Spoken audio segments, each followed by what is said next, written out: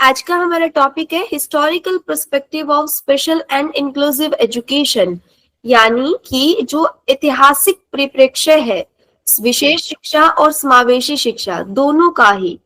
तो वो क्या है, कहाँ से इसकी जो एक जड़ है वो निकली है, कहाँ से इसकी शुरुआत हुई, कैसे शुरुआत हुई और किस स्वरूप में जो है ये दिनों दिन बदलता गया, वो चीज हम आज की क्लास में जो है पढ़ेंगे।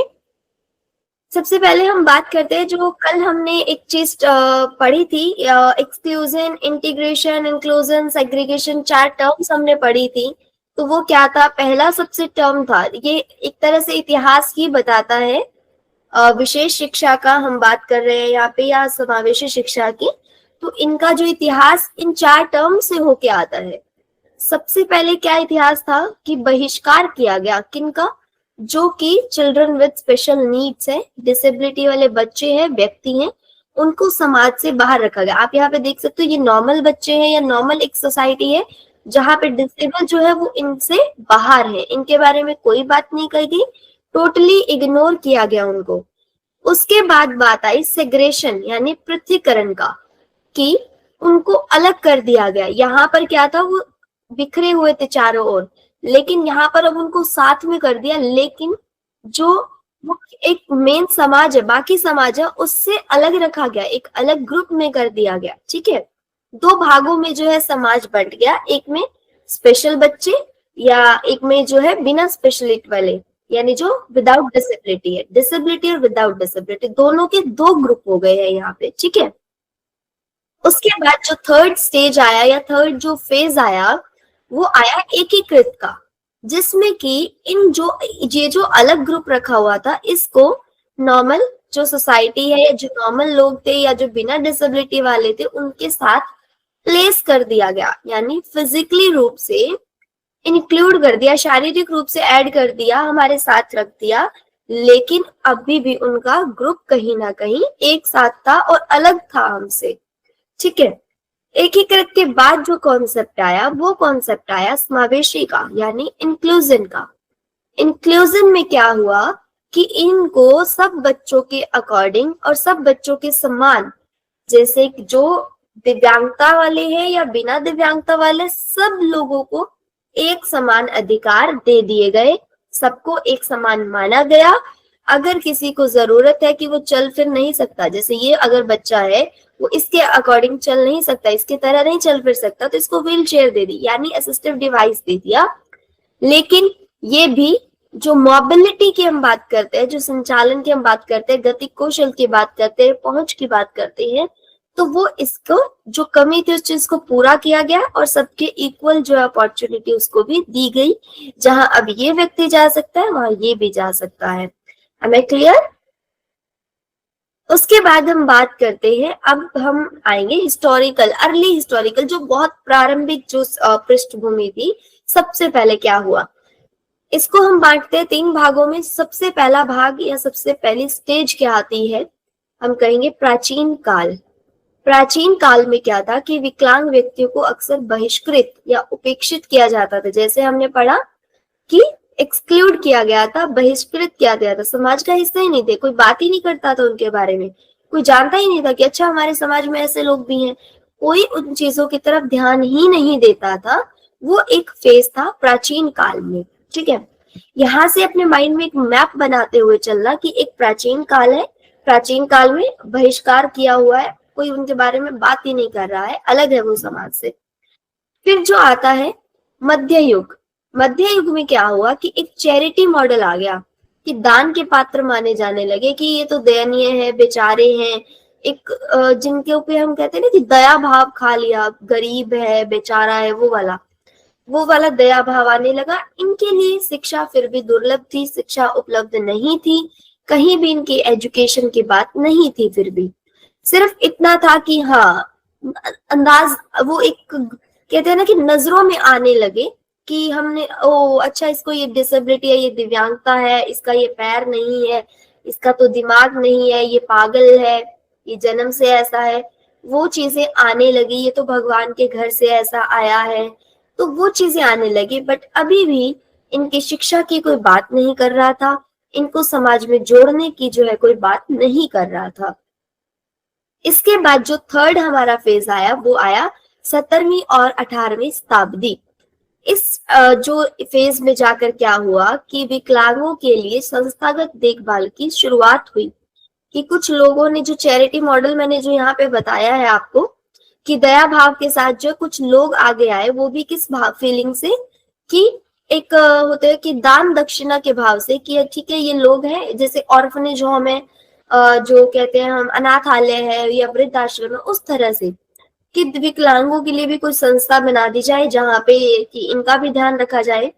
तो उस पर्पज से कुछ लोग आगे आए, और जो डिसेबल्ड है या जो अंधे हैं, जो सुन नहीं सकते, बोल नहीं सकते, या जिनका दिमाग नहीं काम करता, ऐसे लोगों के लिए उस टाइम डिसेबिलिटी की बात ही नहीं थी, किसी को नहीं पता था ये डिसेबिलिटी है, दिव्यांगता है, क्या है।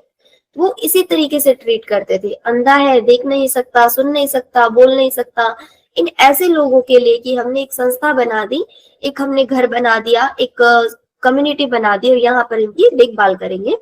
तो ये हमारा 3 फेज जो रहे। पहला कौन सा? प्राचीन काल में, जहाँ पे बहिष्कार किया गया था। उसके बाद मध्य युग, जहाँ पे दान के मामले माने जाते थे, शिक्षा फिर भी नहीं थी। फिर 17वीं और 18वीं शताब्दी, जहाँ पे संस्थागत रूप से देखभाल शुरू हो गई थी इन बच्चों की। उसके बाद यहाँ पे देखिएगा कीवर्ड्स आ रहे हैं हमारे 3। फर्स्ट की नेग्लेक्ट किया गया, बहिष्कार कर दिया गया, नकारा गया बिल्कुल। उसके बाद ध्यान देख जो करने की बात आई, उसके बाद हम एजुकेशन पे मूव करेंगे अभी धीरे धीरे, ठीक है। अब हम बात करते हैं, एग्जाम्पल है यहाँ पे 2 मेरे पास, मैं आपको एग्जाम्पल बताती हूँ थोड़े से। सबसे पहले स्पेशल एजुकेशन, जो फादर ऑफ एजुकेशन कहते हैं, हम लिख दीजिएगा, यहाँ पे दिया नहीं है मैंने। फादर ऑफ स्पेशल एजुकेशन, या जो प्रतिपादक कहेंगे हम कि विशेष शिक्षा के कौन है, पिता कौन कहे जाते हैं, तो वो हम कहते हैं जीन मार्क इटार्ड को। ये कौन हुए हैं? इन्होंने wild boy of Everon, Everon एक जंगल है, एक जंगली बच्चा उन्हें मिला था अमेरिका के किसी जंगलों में, इसकी कहानी भी मैं आगे आपको बताऊंगी। तो उन्होंने सबसे पहले बात की कि मैं इसको इंसानों में और जानवरों में फर्क बताऊं। एक जंगली बच्चा था बिल्कुल, तो उसको वो लेकर आए। उन पर जो है, उस बच्चे पर उन्होंने एक ऐसा प्रयोग किया कि ठीक है, मैं इसको थोड़ा सा अलग तरीके से समझाऊं, एक एक चीजें करके, कि जानवरों में और इंसानों में क्या फर्क है। वहां से कहीं ना कहीं किसी रूप में जो है विशेष शिक्षा निकल कर आई। विशेष शिक्षा क्यों कहा गया इसको? क्योंकि ये वो शिक्षा नहीं थी जो स्कूलों में, या जो हम कहें कि जो हम कहते हैं पहले के जमाने में गुरुजी हुआ करते थे, वो वाली शिक्षा नहीं थी, गुरुकुल वाली शिक्षा नहीं थी। ये शिक्षा कौन सी थी? ये शिक्षा थी कि इसको मैं इंसानों की तरह बोलना, रहना, जीना, उठना बैठना सिखाऊं। तो वो एक नॉर्मल, एक जो सामान्य शिक्षा है उससे हटके थोड़ी शिक्षा थी। इसलिए वहां से जो धीरे धीरे क्या हुआ, विशेष शिक्षा का उद्गम हुआ, या हम कह सकते हैं कि विशेष शिक्षा जो टर्म है वो आई। उसके बाद जो दूसरे हैं हमारे एडवर्ड सेंगविन। एडवर्ड सेंगविन कौन हुए हैं? जिन्होंने बौद्धिक रूप से विकलांगों के लिए विधियां दी। सबसे पहले टीचिंग जो मेथड्स है, या टीचिंग हम कह सकते हैं शिक्षण विधियों की बात किसने की बौद्धिक रूप से विकलांग बच्चों के लिए? वो की थी एडवर्ड सेंगविन ने। ये दोनों ही टर्म्स, दोनों ही नाम आपको याद रखने, बहुत इंपॉर्टेंट नाम है। यहाँ पर ये है हमारे जो हमने जिसकी अभी बात की थी, सॉरी, जीन मार्क इटार्ड। ये वो स्टोरी है, आप पढ़ सकते हैं। एवरॉन के जंगली लड़के नामक एक जंगली बच्चे के साथ अपने काम के लिए विशेष रूप से प्रसिद्ध है। इटार्ड ने उसे भाषा और सहानुभूति सिखाने के लिए एक विशेष कार्यक्रम, विशेष शिक्षा का पहला प्रयास विकसित किया, जिसे वह मनुष्यों और जानवरों के बीच अंतर करने वाले प्रमुख गुण मानते थे। यानी कि एकेडमिक पे ध्यान नहीं दिया, शैक्षणिक पे नहीं ध्यान दिया कि गिनती सिखा दो, ABCD सिखा दो, अनार का ख ग सिखा दो, नहीं, सब कुछ छोड़ो, इंसानियत सिखा दो, इंसान और जानवर के बीच में फर्क सिखा दो, भाषा सिखा दो, वो बात कर सके वो सिखा दो, और सामने वाले के सहानुभूति की हम बात कर रहे हैं कि सामने वाले के इमोशन को समझ सके, किसी पे हमला नहीं करे, मारे पीटे नहीं, समझे कि सामने वाले को दर्द होता है, क्या है ये चीज, दुख दर्द सुख, वो चीज सिखा दो, वो फीलिंग सिखा दो, बस वो चीज जो है विशेष शिक्षा कहलाई थी। उसके बाद एडवर्ड सेंगविन सॉरी, एक जो है फ्रेंच एक फिजिशियन हुए हैं, फ्रांसीसी चिकित्सक थे। इन्होंने बौद्धिक रूप से विकलांग व्यक्तियों के लिए शिक्षण विधियां विकसित की थी और इन्होंने इंद्रिय प्रशिक्षण यानी जो सेंसेस है हमारे, उनकी ट्रेनिंग की बात की। शारीरिक गतिविधि यानी फिजिकल जो हमारा मोबिलिटी है, कि कोई बच्चा है जिसके जो सही से चल फिर नहीं सकता या कमजोर है या जो धीरे चलता है या स्टिफनेस कहीं पाई गई, जिस तरह से भी किसी को लगा कि शारीरिक रूप से कोई प्रॉब्लम है, तो उसकी शारीरिक गतिविधियों पे उन्होंने काम किया, एक्सरसाइजेस पे उन्होंने काम किया। फिर इन्होंने व्यक्तिगत शिक्षण पर जोर दिया कि इस बच्चे को जिस तरह की शिक्षा की जरूरत है ना, इस बच्चे को वैसी शिक्षा दो। व्यक्तिगत रूप से हर बच्चे को उन्होंने देखना शुरू किया, इसको शारीरिक रूप से कोई कमजोरी है, शारीरिक रूप से कोई चीज की कमी है, जरूरत है, तो वो देना शुरू किया। अगर किसी बच्चे को लग रहा है कि वो देख नहीं सकता, सुन नहीं सकता, तो उस चीज पे काम करना इन्होंने शुरू किया। उनकी शारीरिक विधि ने विशेष शिक्षा को मानवीय, संगठित और वैज्ञानिक दृष्टिकोण जो है प्रदान किया दिया। तो ये दो हमारे जो मेन एक मानते हैं जहां से विशेष शिक्षा का उद्गम हुआ। फादर की अगर हम बात करें, पूछे, तो आएगा जीन मार्क इटार्ड। और अगर बात करें कि बौद्धिक विकलांग बच्चों के लिए सबसे पहले किसने जो टीचिंग मेथड दिए थे, वो दिए थे एडवर्ड सैंगविन ने। उसके बाद हम करते हैं 17वीं 18वीं शताब्दी तक हम पढ़ चुके हैं, जहाँ पे कि संस्थागत रूप से बच्चों को केयर देने जाने लगी, देखभाल होने लगी थी उनकी। अब हम आ गए हैं 19वीं सदी में। 19वीं सदी में क्या हुआ, नेत्रहीन, बधिर और मानसिक रूप से विकलांग बच्चों के लिए विशेष विद्यालयों की स्थापना हो चुकी थी। इसमें फोकस किया गया सेग्रीगेशन पे ही, कि स्कूल तो आ गए स्पेशल, लेकिन वो अलग है अभी भी, कि बच्चों को उनके लिए अलग स्कूल है, नॉर्मल स्कूल में कोई प्रावधान नहीं है। जैसे कि जिन बच्चों को अलग से हम देखभाल कर रहे थे, उन्हीं बच्चों को जब शिक्षा की जरूरत की महसूस हुई कि ठीक है इन बच्चों को शिक्षा भी दी जानी चाहिए, तो उसमें से भी हमने और ग्रुप कर दिए कि जो नेत्रहीन है, जो देख नहीं सकते, उनका अलग ग्रुप है, जो सुन नहीं सकते, बोल नहीं सकते, उनका अलग ग्रुप है, और जिनका दिमाग काम नहीं करता, जो दिमागी रूप से बौद्धिक, जो विकलांग है, दिव्यांग है, उनका एक अलग ग्रुप कर दिया गया। तो यहाँ पर भी क्या किया गया, पृथक्करण किया गया, कि बंटवारा किया गया उनका। अलगाव जो चीज थी वो यहाँ पर आई। फिर बात आ रही कि विकलांगता का चिकित्सा मॉडल, जिस पे हम बात करते हैं मेडिकल, यानी कि मेडिकल क्या था कि डॉक्टरी लेवल पे, कि उनकी देखभाल की हम बात कर रहे थे। अब की इसकी आंखें नहीं है तो उस चीज का ट्रीटमेंट हो, किसी को सुन नहीं रहा उस चीज का ट्रीटमेंट हो, किसी के दिमाग में कोई कमी है, बुद्धि किसी के काम नहीं कर रही, ब्रेन काम नहीं कर रहा, तो उस चीज पे काम हो। यहाँ पे जो चैरिटी मॉडल था हमारा मध्य युग में, दान का पात्र, वो दान पात्र जो 19वीं सदी में आते आते क्या हो गया, चिकित्सा मॉडल में बदल गया। इस चीज को जो है आप यहाँ पे ध्यान रखें। फिर जो कीवर्ड्स है यहाँ के, वो कीवर्ड्स याद रखना कि सेग्रीगेशन, पृथक्करण, चिकित्सा मॉडल और विशेष विद्यालय कहाँ पर आए थे, 19वीं सदी में आए थे तीनों।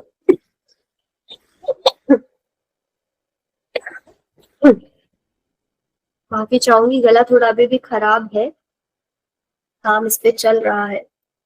चलिए नेक्स्ट हम बात करते हैं 20वीं सदी के बदलाव। 20वीं सदी में क्या हुआ कि जो पृथक्करण था ना, अलगाव था, सेग्रेशन था, उससे हम इंटीग्रेशन पर आ गए। और इंटीग्रेशन से हमने, एकीकरण से हमने समावेशन की ओर कदम रख दिए थोड़े।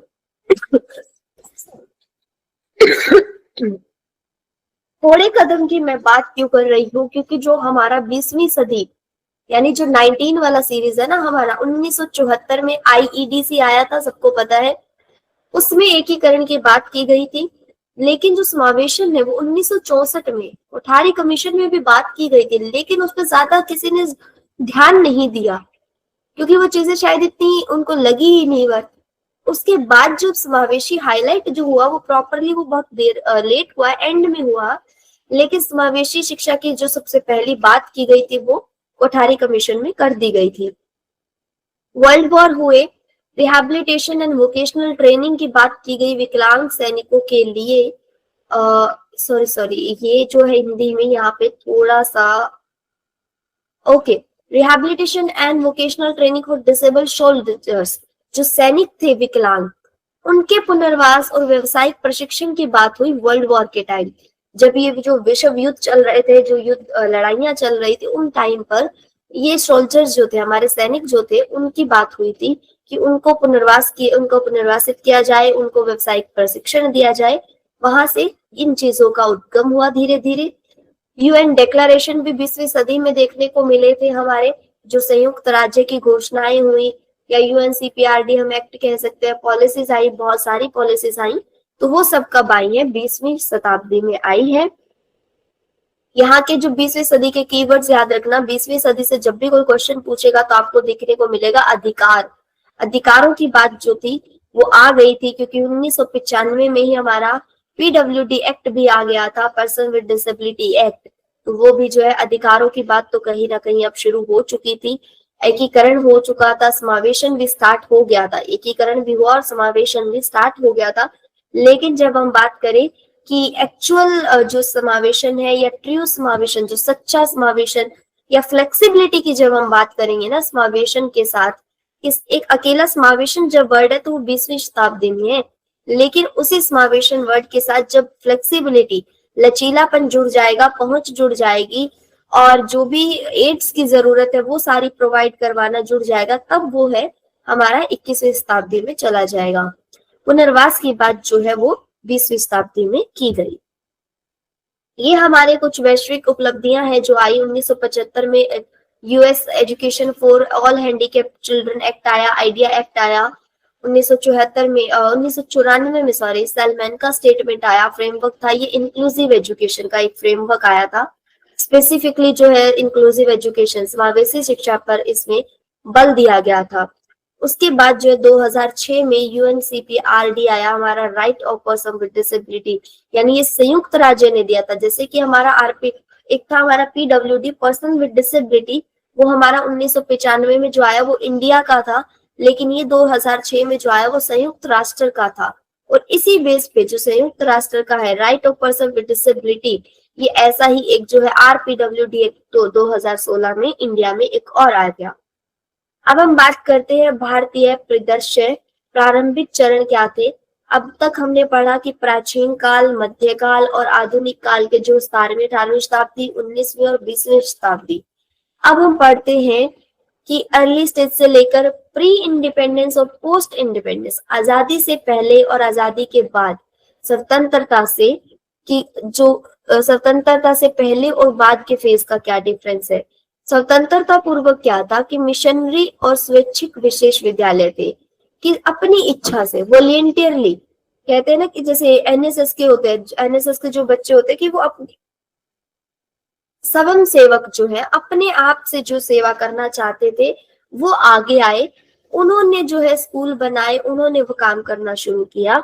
लेकिन स्वतंत्रता के बाद सरकार ने विशेष स्कूल शुरू किए और कल्याण पर ध्यान जो है केंद्रित किया। ठीक है, नेशनल इंस्टीट्यूट बने, जैसे कि एनआईएमएच है हमारा, एनआईवीएच है, ये इंस्टीट्यूट बने।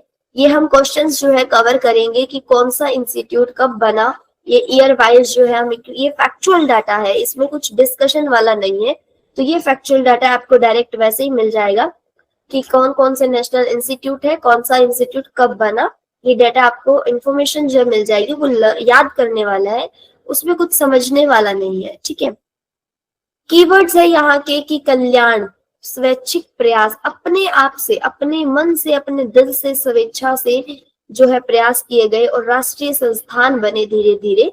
ये यहाँ के जो है चरण रहेगा।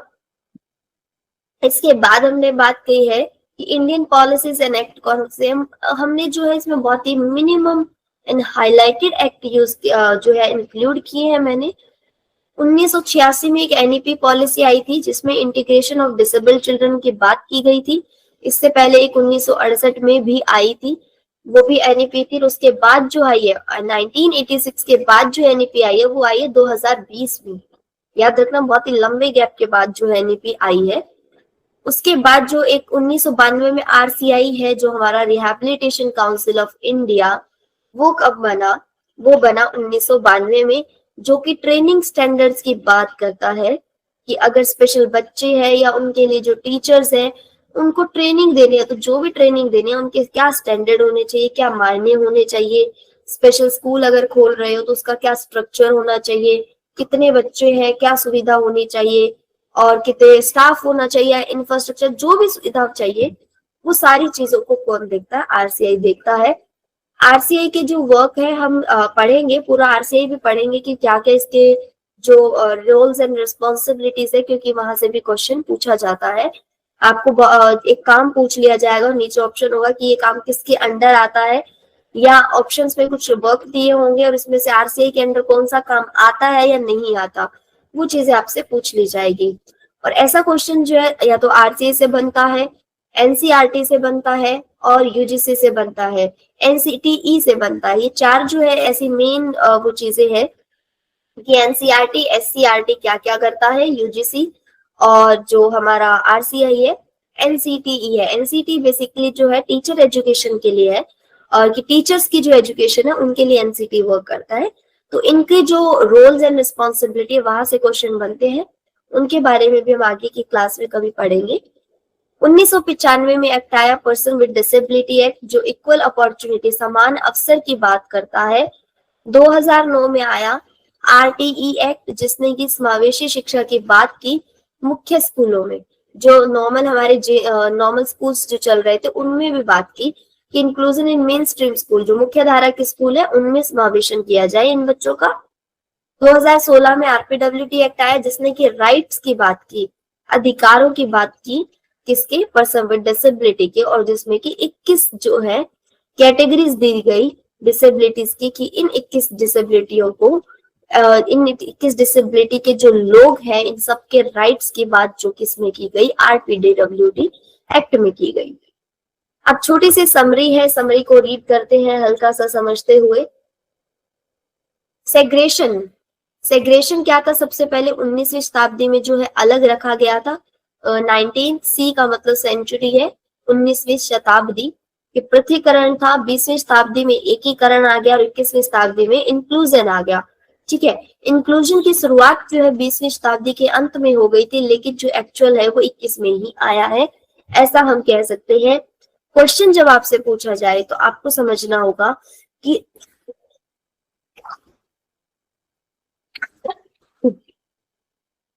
आपसे क्वेश्चन क्या पूछा जाता है कि इंक्लूजन की शुरुआत कब हुई या कहां से इसके पद चिन्ह आए, ऑप्शंस पे भी जाता है। ऑप्शन में क्या मिलता है, किस तरह से क्वेश्चन पूछा जाता है, उसके बेस पे आपका आंसर रहेगा। ठीक है, क्वेश्चन रीड कीजिए। एवरोन के जंगली बालक को शिक्षित करने का श्रेय किसे जाता है? ऑप्शन है हमारे पास Edward Seguin, Jean Marc Itard, Louis Braille और मारिया मोंटेसरी। तो ये हमने ऑब्वियसली पढ़ा है। तो जंगली जो बालक था एक एवरोन के जंगल में जो मिला था, तो उसको जो है शिक्षित करने का श्रेय किसको जाता है? हमारा ऑप्शन राइट होगा बी, जीन मार्क इटार्ड को इसका जो है श्रेय जाता है, जो कि मुख्य जो विशेष शिक्षा के प्रारंभिक अग्रदूत जिनको माना गया है, जीन मार्क इटार्ड, उनको इसका श्रेय जाता है। नेक्स्ट क्वेश्चन है हमारा, एडवर्ड सेंगुइन किस प्रकार के बच्चों की शिक्षा से संबंधित थे? क्वेश्चन का टाइप समझते हुए चलिएगा। पहले क्वेश्चन में जो हमसे पूछा गया था वो ये पूछा गया कि श्रेय किसको जाता है, नेम ऑप्शन में दे रखा था। सेम ऐसे ही पूछा जा सकता है, नेम ऊपर दिया जाएगा क्वेश्चन में और कि कौन से बालक को शिक्षित करने का श्रेय दिया गया, इनको वो ऑप्शन में हो सकता है। क्वेश्चन इस तरह से चेंज हो सकता है आपके लिए। एडवर्ड सेंगुइन किस प्रकार के बच्चों की शिक्षा से संबंधित थे? तो इन्होंने जो विद्या दी थी, शिक्षण विद्या, वो किन बच्चों के लिए दी थी? नेत्रहीन के लिए, बधिर के लिए, बौद्धिक रूप से विकलांग बच्चों के लिए, शारीरिक रूप से विकलांग बच्चों के लिए। तो हमारा जो राइट ऑप्शन है वो है ऑप्शन सी, इन्होंने बौद्धिक रूप से विकलांग बच्चों की शिक्षा की बात की है, उनसे रिलेटेड जो है शिक्षण विद्या इन्होंने दी है। नेक्स्ट हमारा जो क्वेश्चन है, विशेष शिक्षा का अर्थ क्या है?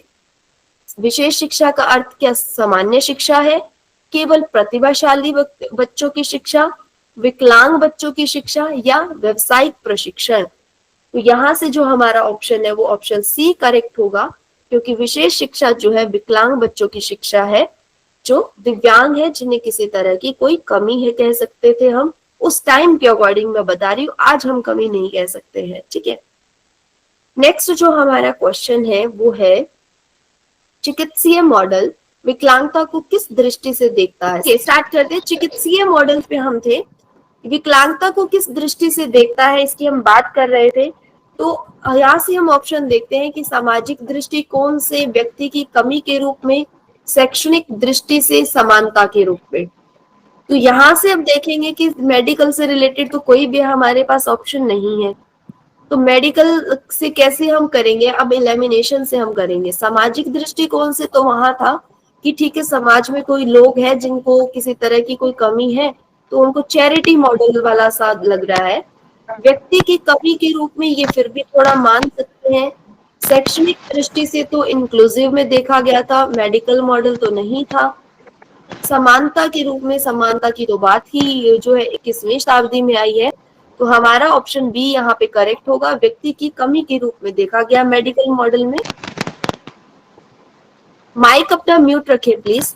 नेक्स्ट जो है हमारा क्वेश्चन है सामाजिक मॉडल जो था, सोशल मॉडल, उसका उद्देश्य क्या था। विकलांगों को दान देना, उनकी कमी को ठीक करना, समाज में मौजूद बाधाओं को हटाना, या उन्हें अलग विद्यालय में रखना।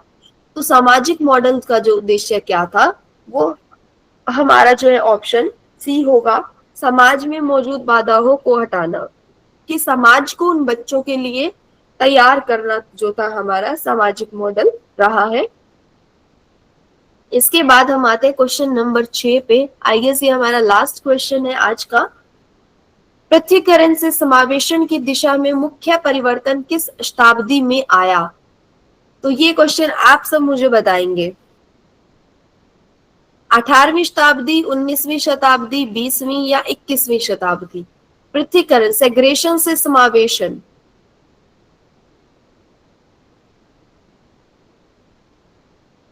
आपके पास 1 ही मिनट का समय है, जल्दी बताइए, उसके बाद मैं आपको ऑप्शन बताऊंगी।